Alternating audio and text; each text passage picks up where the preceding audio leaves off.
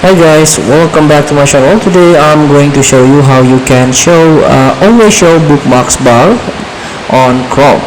As you can see, by default bookmark bar will show up when you try access your home page, and maybe when you try to open settings, for example, the bookmark bar will disappear.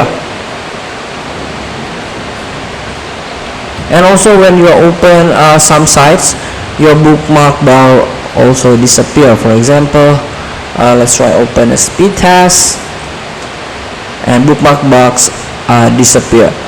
But if you want to keep or always bookmark bar show up, you can access a appearance, and under show home button there is a show bookmarks bar. So now you can turn this on.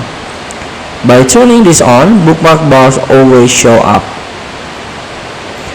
Feel free to try. Thank you for watching. Don't forget to comment, like, and subscribe. So click this button below. See you in the next video.